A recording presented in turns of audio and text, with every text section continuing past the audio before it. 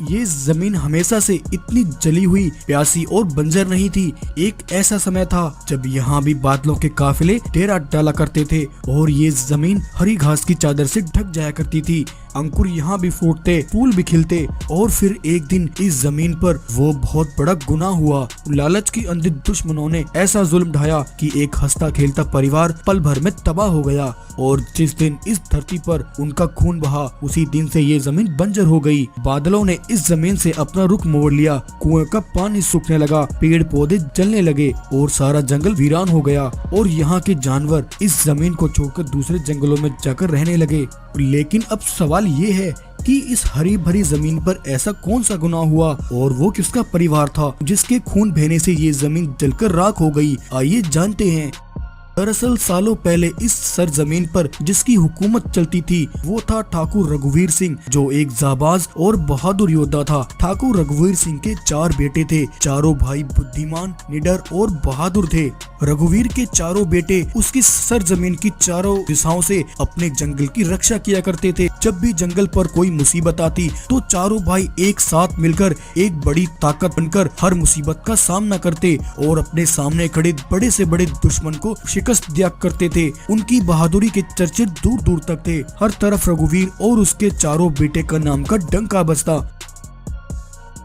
लेकिन जहाँ रघुवीर का नाम और उसकी शोहरत हर दिन बढ़ती जा रही थी, वहीं दूसरी ओर रघुवीर के दुश्मन भी उसके जंगल पर अपनी नजरें गड़ाए बैठे थे। राधे बाघ, जो हमेशा से रघुवीर को शिकस्त देने की ताक में रहता, लेकिन अपने मुट्ठी भर सिपाहियों के चलते राधे को हमेशा रघुवीर से मुंह की खानी पड़ती, जिस वजह से राधे एक बार बहुत गुस्से में था।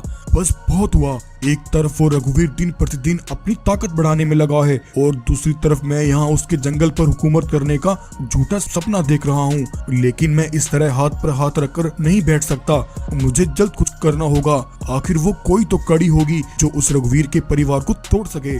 सरदार, सुना है रघुवीर का एक छोटा भाई है, शमशेर सिंह, जो इस समय अपने भाई से दूर एक दूसरे जंगल में रहता है। सुना है रघुवीर ने उसे अपने जंगल से बेदखल कर दिया है। दोनों भाइयों की ख्यालात और उनकी सोच एक दूसरे से बिल्कुल अलग है। अगर आप किसी तरह शमशेर को अपनी तरफ कर लें तो वो आपके दुश्मन को खत्म करने के लिए फायदेमंद हो सकता है। तब ये सुनकर राधे अगले ही दिन शमशेर सिंह के पास आता है। शमशेर, मैं जानता हूँ तुम्हारे भाई रघुवीर ने तुम्हारे साथ बहुत गलत किया है। उसने तुम्हें अपने जंगल और संपत्ति से बेदखल कर अच्छा नहीं किया, लेकिन तुम खुद को अकेला मत समझो और मुझे अपना दोस्त समझो। हम दोनों का दुश्मन इस समय एक है। अगर तुम मेरे साथ हाथ मिला लो तो हम रघुवीर को खत्म करके उसे तबाह बर्बाद कर सकते हैं। और मैं तुमसे वादा करता हूँ, रघुवीर के जंगल को फतह करके मैं उस जंगल की आधी जमीन तुम्हारे नाम कर दूंगा और साथ ही रघुवीर की सारी संपत्ति में से आधा माल तुम्हें मिलेगा। ऐसा कहकर राधे शमशेर सिंह को सोने की 10 पेटियां देता है। शमशेर, ज्यादा मत सोचो, ये तो बस शुरुआत है। जल्द मैं तुम्हें माला माल कर दूंगा। राधे, तुमने अपने दुश्मन को खत्म करने के लिए शमशेर सिंह को चुना है और ये शमशेर सिंह भी तुम्हारा साथ जरूर देगा। बताओ मुझे क्या करना है? तो सुनो, तुम्हें बस इतना करना है। तब राधे शमशेर सिंह के साथ मिलकर रघुवीर को खत्म करने का एक प्लान बनाता है और प्लान के मुताबिक शमशेर सिंह अगले ही दिन अपने भाई रघुवीर के पास वापस लौटता है और अपने भाई के पास आकर झूठे आंसू बहाने लगता है। भैया, मुझे माफ कर दीजिए, आप सही थे। मैंने अनजाने में आपके फैसलों पर सवाल उठाए, लेकिन मुझे अब समझ आ गया है कि अपनों में जो प्यार है वो मुझे कहीं और नहीं मिल सकता। रघुवीर अपने भाई शमशेर के इस पश्चाताप को देखकर उसे माफ कर देता है और शमशेर सिंह अब अपने भाई रघुवीर के साथ ही रहने लगा। लेकिन एक रात शमशेर सिंह चुपके से रघुवीर के खेमे में घुसकर वहां रखे खाने में बेहोशी की दवा मिला देता है। रघुवीर और उसका परिवार जब भोजन करता है तो ऐसा करते ही वे सभी बेहोश होकर नीचे गिर जाते हैं और तब शमशेर खामोशी से बाहर जाकर राधे के सिपाहियों को एक संकेत देता है। संकेत मिलते ही राधे के सिपाही वहां आकर रघुवीर और उसके चारों बेटों पर हमला करके उनका वहीं कत्ल कर देते हैं। उस रात राधे के सिपाही रघुवीर के परिवार को खून में नहलाकर वहां से भाग निकलते हैं।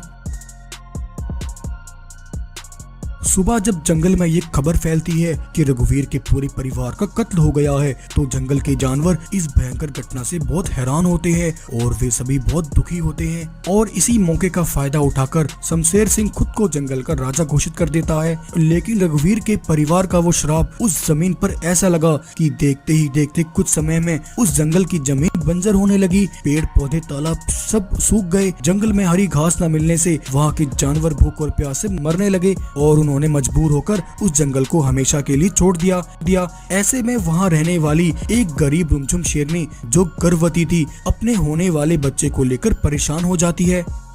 अब मेरा यहाँ रहना संभव नहीं है। जंगल में सब खत्म हो गया है। अगर मैं यहाँ कुछ और दिन रही तो मेरे गर्भ में पल रहे बच्चे को कुछ भी हो सकता है। नहीं, मैं अपने बच्चे को कुछ नहीं होने दूंगी।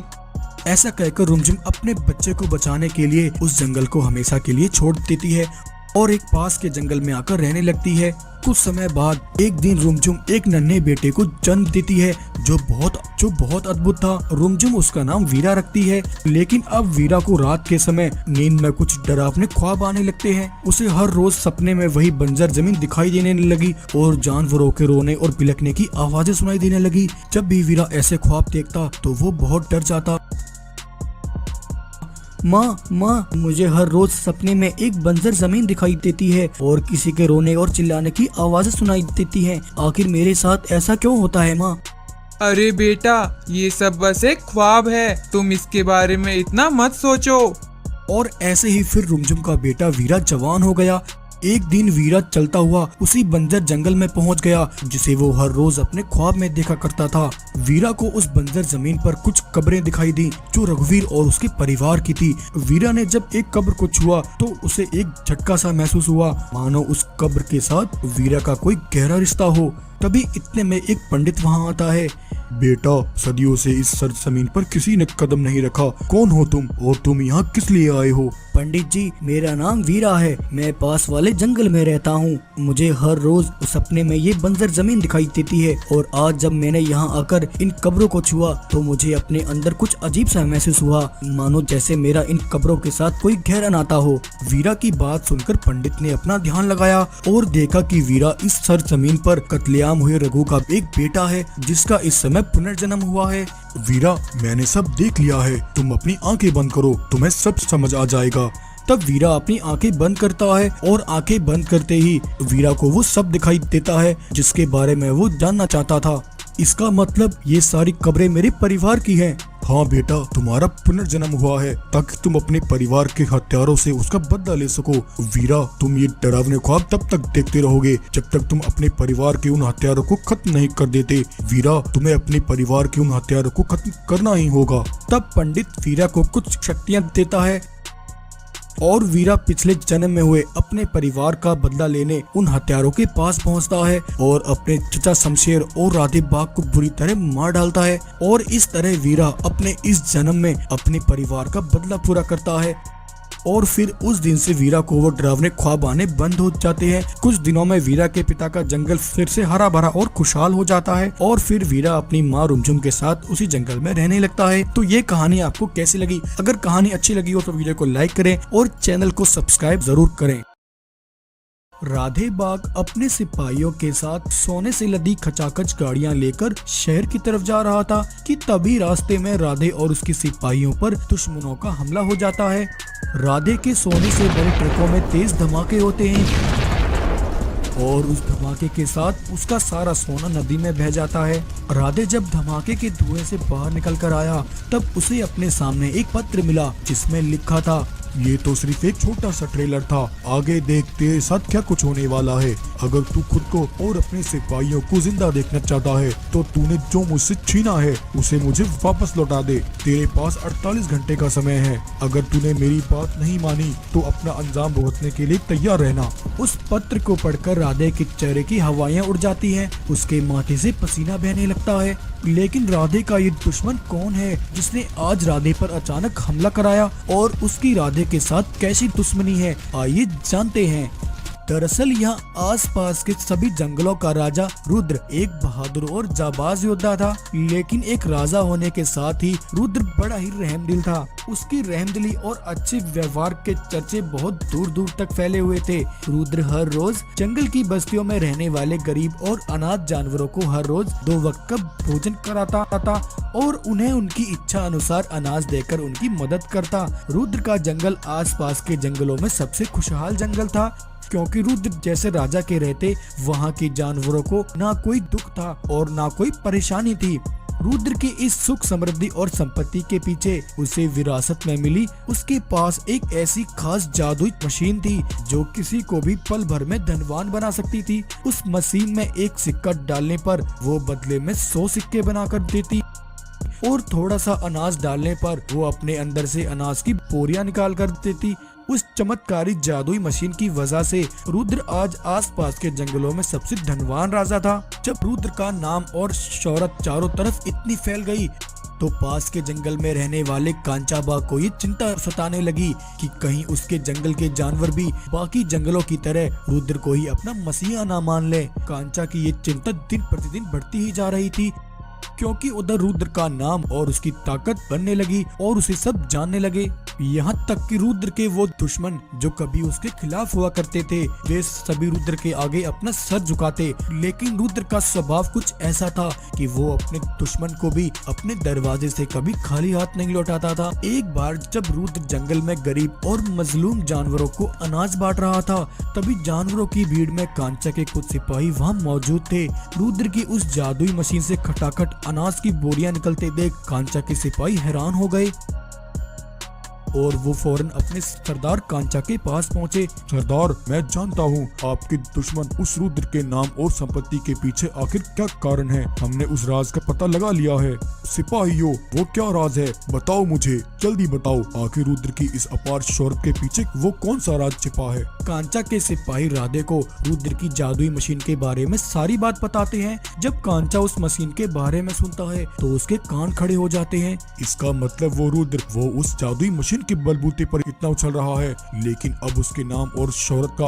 आसमान से नीचे धरती पर गिरने का वक्त आ गया है। कैसा होगा अगर उसके पास उसकी वो जादुई मशीन ही ना रहे। ना रहेगी मशीन और ना बजेगा रुद्र के नाम का डंका। सिपाहियों, तैयार हो जाओ। ऐसा कहकर कांचा अपने सिपाहियों के साथ एक प्लान बनाता है। कांचा के सिपाही आधी रात रुद्र के जंगल आकर उसकी जादुई मशीन को चुराकर वहां से भाग जाते हैं और उस मशीन को कांचा के पास ले आते हैं। कांचा उस मशीन को देखकर बहुत खुश होता है। कांचा उस मशीन की चमत्कारी शक्तियां देखने के लिए अपने एक जिंदा सिपाही को उस मशीन में डाल देता है। तभी उस मशीन के अंदर से एक जादुई रोशनी निकलती है और उसमें से कई बाघ सिपाही निकलकर बाहर आते हैं।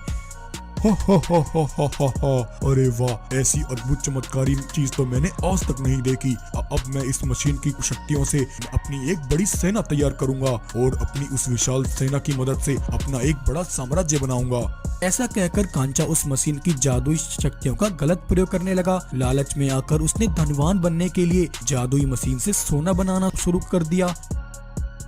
वहीं दूसरी तरफ रुद्र की जादुई मशीन चोरी होने से कुछ दिनों में रुद्र के पास से उसका सारा धन और अनाज खत्म हो गया और धीरे धीरे उसके जंगल में गरीबी बढ़ने लगी। और इसी मौके का फायदा उठाकर कांचा एक दिन रुद्र के जंगल पहुंचता है और उसके जंगल के सभी जानवरों को इकट्ठा करता है। मुझे तुम्हारी हालत और गरीबी पर तरस आता है। तुम सब अपनी आंखें खोलो और देखो, एक राजा के लिए सबसे पहले उसकी प्रजा होती है। अगर वो अपनी प्रजा को भरपेट भोजन नहीं खिला सकता और उनकी जरूरतें पूरी नहीं कर सकता तो उसे राजा रहने का कोई हक नहीं है। इसलिए अब वक्त आ गया है, तुम्हें एक नई राजा की जरूरत है। इसलिए आज से इस जंगल का नया राजा मैं हूँ। आज से मैं तुम्हारी गरीबी और तुम्हारी सारी जरूरतें पूरी करूँगा।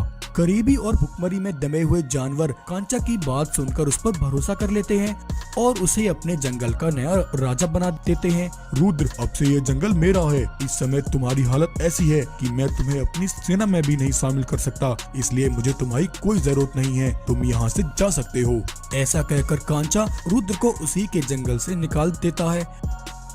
रुद्र अपना जंगल छोड़कर एक दूसरे जंगल आकर वहां रहकर अपना गुजारा करने लगा। अब इस तरह समय यूं ही बीतने लगा। उधर दूसरी तरफ कांचा के राजा बनते ही उसका असली रूप सबके सामने आने लगा। उसने राजा बनकर जंगल के मासूम जानवरों पर जुल्म और अत्याचार करने शुरू कर दिए। वो जंगल के गरीब जानवरों को अपना गुलाम बनाकर उनसे सारा दिन काम कराने लगा और जो कोई उसकी बात न मानता तो वो उसे बड़ी भयानक मौत देता। कांचा का जुल्म हर दिन बढ़ता ही जा रहा था। एक दिन उसके जुल्मों और अत्याचारों की बेड़ियों से निकलकर एक बूढ़ी गाय रुद्र के पास पहुंची और उसने वहां जाकर रुद्र को सब बता दिया। रुद्र महाराज, आपकी उस जादुई मशीन को चुराने वाला कोई और नहीं बल्कि कांचा बाघ है। तुम्हें अपने जंगल से बाहर करने के पीछे भी कांचा की साजिश थी। वो उस मशीन की शक्तियों का गलत प्रयोग करके उससे रातों रात धनवान होना चाहता है। लेकिन गाय, ये सब तुम्हें कैसे पता? तुम तो उसकी कैद में थी। हाँ रुद्र महाराज, दरअसल कांचा ने उस जादुई मशीन को एक गुफा में छुपा कर रखा है। एक दिन मैंने खुद अपनी आंखों से कांचा को उस मशीन से बड़ी तादाद में सोना निकालते हुए देखा। ये देखकर मैं सीधा आपके पास दौड़ी चली आई। रुद्र अब सारी सच्चाई जान चुका था कि कांचा ने उसके साथ धोखा किया है। गाय, तुम सब चिंता मत करो। उस जालिम कांचा ने लालच में आकर मेरी मासूम प्रजा पर जो जुल्म किए हैं, मैं उस जालिम से उसका पाई पाई का हिसाब लूंगा। और इस तरह रुद्र ने कांचा के मन में अपना डर बनाने के लिए बीच रास्ते में उसके सिपाहियों पर हमला करवाया और कांचा को एक पत्र भेजा। उधर कांचा अब उस पत्र को पढ़कर परेशान हो गया। आखिर मेरा ऐसा कौन सा दुश्मन पैदा हो गया जिसने सामने आए बिना मेरा करोड़ों का नुकसान करा दिया? एक बार वो दुश्मन मेरे सामने आ जाए तो मैं उसे छठी का दूध याद दिला दूंगा। और फिर हुआ कुछ ऐसा कि रुद्र एक बड़ी सेना के साथ अपने जंगल वापस लौटा और अपने सिपाहियों के साथ कांचा पर हमला शुरू कर दिया। देखते ही देखते रुद्र के सिपाहियों ने कांचा के सारे सिपाहियों को वहीं ढेर कर दिया। रुद्र ने कांचा को जिंदा उस मशीन में डलवा दिया और उस मशीन के अंदर से और उसे एक पत्थर में बदलकर उसकी पत्थर बनी मूर्ति को जंगल के बीच चौराहे पर लटका दिया और उसे सबके सामने इबरत का निशान बना दिया। तो इस तरह आज रुद्र को उसकी खोई हुई वो चीज वापस मिल गई और फिर रुद्र अपने जंगल में हंसी खुशी फिर से रहने लगा। तो ये कहानी आपको कैसी लगी? कहानी पसंद आई हो तो वीडियो को लाइक करें और चैनल को सब्सक्राइब जरूर करें। राठौर रात में कहीं से ढेर सारा सोना लूटकर अपने जंगल वापस लौटता है।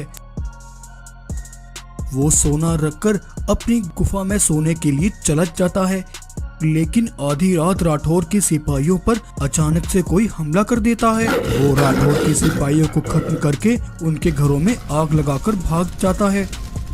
सुबह जब राठौर अपनी गुफा से बाहर आता है तो वहाँ का नजारा देखकर उसकी आंखें फटी की फटी रह जाती हैं। उसका जंगल आग की लपटों से झुलस रहा था। सिपाहियों की लाशें खून से लथपथ जमीन पर पड़ी थी और उसका लूटा हुआ सारा सोना भी वहाँ से गायब था। ये देख राठौर के पैरों के नीचे से जमीन खिसक गई। राठौर फौरन जंगल के जानवरों के पास गया। कल रात किसी ने मेरी सिपाहियों पर हमला किया और उन्हें मार डाला और मेरे जंगल में आग लगाकर वो मेरा सारा सोना लेकर भाग निकला। क्या तुम में से किसी ने कल रात मेरे जंगल में यहाँ किसी को आते जाते देखा? बताओ मुझे। जिसने भी ये किया है वो मेरे हाथों से नहीं बच पाएगा और अगर तुम में से किसी ने मुझसे झूठ बोला तो मैं उसकी चमड़ी उतरवा दूंगा। नहीं नहीं महाराज, हम सब तो कल रात अपने अपने घरों में ही थे। हम में से किसी ने भी यहाँ किसी को आते जाते नहीं देखा। राठौर जानवरों से मिलकर अपने जलते हुए सिपाहियों के पास पहुंचा तो उसे वहां एक मिला। उस पत्र में लिखा था, अगर अपने जंगल पर हुए हमलावर का नाम जानना चाहते हो और अगर तुम्हें अपना सोना वापस चाहिए तो कल रामगढ़ जंगल में पहुंच जाना, तुम्हें सब पता लग जाएगा। आखिर राठौर के जंगल पर हमला करके उसके सिपाहियों को मौत के घाट उतारने वाला वो हमलावर कौन था और उसकी राठौर के साथ कैसी दुश्मनी थी, आइए जानते हैं। दरअसल ये बात कुछ सालों पहले की है। रामगढ़ जंगल में राजा महावीर अपनी बल बुद्धि से जानवरों के दिलों में राज किया करते थे। राजा महावीर ने अपनी बल बुद्धि और होशियारी के दम पर आसपास के कई जंगलों को फतह कर लिया था। राजा महावीर की पत्नी रूमा शेरनी उन दिनों गर्भवती थी और जल्द ही वो एक बच्चे को जन्म देने वाली थी। राजा महावीर अपनी औलाद के आने का बेसब्री से इंतजार कर रहे थे क्योंकि राजा महावीर चाहते थे कि उनकी औलाद जल्द धरती पर आकर अपने पिता की तरह इस जंगल को संभाले ताकि उनके कंधों का बोझ कुछ हल्का हो सके। लेकिन एक दिन राजा महावीर का सबसे अच्छा मित्र राठौर बाघ उनसे मिलने आया। महावीर भाई, मुझे तुमसे एक बहुत जरूरी बात करनी है। हाँ राठौर भाई, बड़े दिनों बाद दिखाई दिए हो, आओ अंदर चलकर बात करते हैं। महावीर और राठौर दोनों गुफा के अंदर जाते हैं।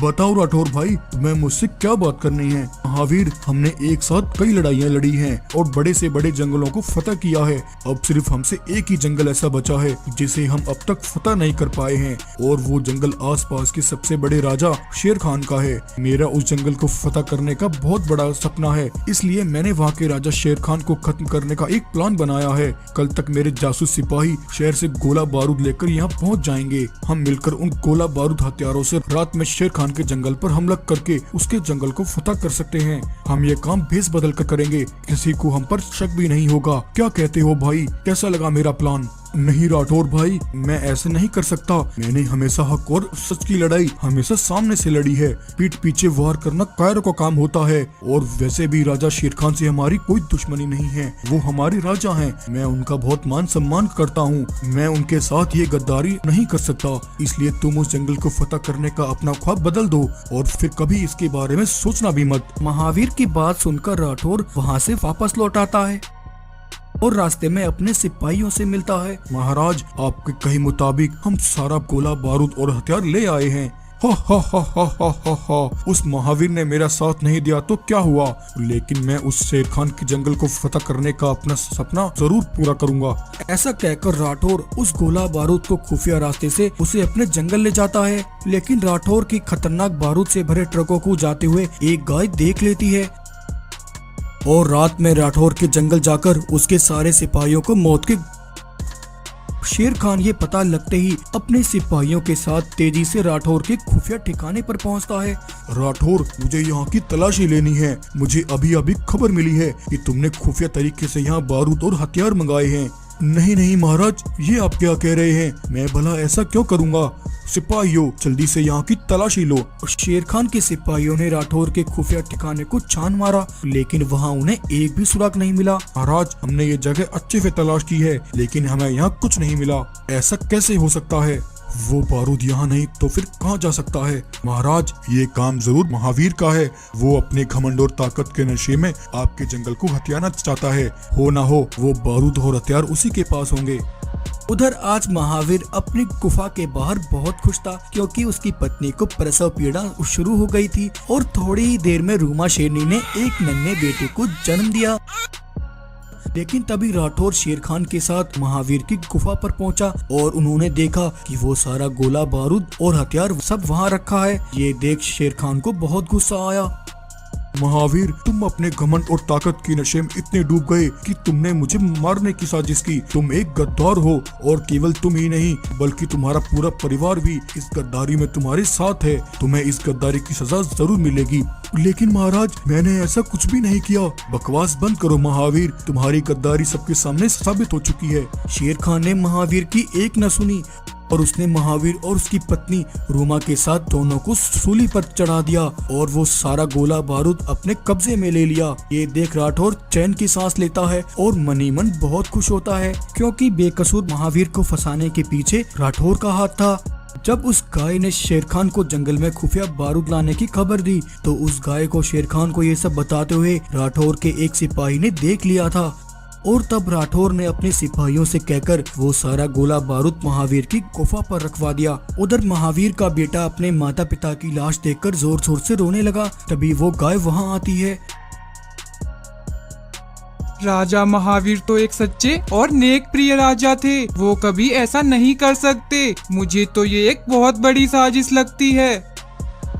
तब गाय महावीर के बेटे को अपने साथ ले गई और उसने उसे एक जंगल में लाकर अपना दूध पिलाया, और तब से वो उसे पालने लगी और उसने बड़े लाड़ प्यार से उसका पालन पोषण किया। कुछ समय में महावीर का वो बेटा जवान हो गया, जिसका नाम गाय ने बगीरा रखा। लेकिन एक दिन उस गाय ने देखा एक खुफिया पहाड़ी पर राठौर अपने सिपाहियों से बातें कर रहा था। सिपाहियों, जल्दी से जाकर शहर से और बारूद और हथियार लेकर आओ। पहले जो बारूद और हथियार तुम लेकर आए थे, वो सारा माल शेर खान ने अपने कब्जे में ले लिया। अब उसकी ताकत और बढ़ गई है। अब हमें उसे खत्म करने के लिए और ज्यादा गोला बारूद की जरूरत है। जब गाय ये सुनती है तो वो सब समझ जाती है। मेरा शक सही निकला। इसका मतलब राजा महावीर बेकसूर थे। महाराज शेर खान के साथ गद्दारी करने वाला राठौर बाघ है। तब उसने फौरन जाकर बगीरा को वो सब बता दिया कि वो कौन है और उसके माता पिता के साथ क्या हुआ था। बगीरा ने अब राठौर से अपना बदला लेने की ठान ली थी। उसने सबसे पहले शेर खान के पास जाकर उसे सब बता दिया और रात में राठौर के जंगल जाकर उसके सारे सिपाहियों को मौत के घाट उतारकर उसके जंगल में आग लगा दी और उसे वो पत्र भेजा। राठौर पत्र पढ़कर अपना सोना वापस लेने रामगढ़ जंगल पहुंचा, जहां बगीरा ने राठौर के सिपाहियों को बारूद हथियारों के साथ कैद किया हुआ था। जब शेर खान ने ये सब देखा तो सब उसके सामने एकदम शीशे की तरह साफ हो गया। बगीरा, ये गद्दार तुम्हारे माता पिता का असल हत्यारा है, इसे इसकी सजा तुम ही दो। ये सुनकर बगीरा गुस्से से राठौर पर जोरदार हमला करता है और राठौर पर एक के बाद एक वार करके उसे वहीं फाड़ देता है। बगीरा बेटे, मुझे माफ कर दो। मैंने राठौर की बातों में आकर तुम्हारे माता पिता के साथ नाइंसाफी की और वो बेचारे बेमौत ही मारे गए। मैं तुम्हारे माता पिता को वापस तो नहीं ला सकता, लेकिन तुम्हें अपने साथ अपना बेटा बनाकर अपनी गलती को सुधार सकता हूँ। और इस तरह बगीरा के माता पिता की सच्चाई सबके सामने आई और फिर उस दिन से बगीरा शेर खान के साथ ही रहने लगा। तो ये कहानी आपको कैसी लगी? अगर कहानी पसंद आई हो तो वीडियो को लाइक करें और चैनल को सब्सक्राइब करना ना भूलें। हर रोज की तरह उस दिन भी जंगल में सब सही चल रहा था कि तभी अचानक आसमान से बम की बरसात होने लगी। थोड़ी ही देर में जानवरों के घर आग की लपटों में तब्दील हो गए और हर तरफ अफरा तफरी मच गई। कुछ जानवर इस अफरा तफरी में अपनी जान गंवा बैठे। मासूम जानवरों पर हमला करने वाले और कोई नहीं बल्कि राठौर बाघ के सिपाही थे। उन्होंने ना कुछ कहा और ना कुछ सुना, बस उस तबाही में बचे जानवरों को अपने साथ जबरदस्ती बंदी बनाकर ले गए।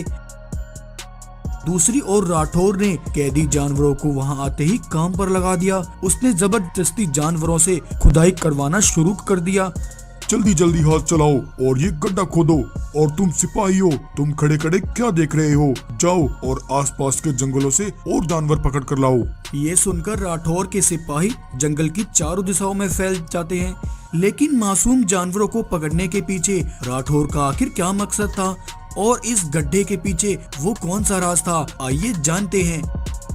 कुछ समय पहले जब एक बार राठौर ने कुछ शैतानी बाघों के साथ मिलकर शैतानी शक्तियां इकट्ठा करने के लिए लगातार कई दिनों तक एक हवन किया और एक लंबे इंतजार के बाद शैतानी शक्तियां पाकर राठौर ने एक बड़ा मकसद तैयार किया। राठौर ने अपनी शैतानी शक्तियों का दुरुपयोग करके मासूम जानवरों पर अत्याचार करने शुरू कर दिए। वो जबरदस्ती जानवरों को पकड़कर उन पर अपनी शक्तियों का प्रयोग करने लगा और उनसे अपनी एक बड़ी सेना बनाने लगा। राठौर के अत्याचारों से परेशान जानवर मदद की गुहार लगाने बगीरा के पास गए।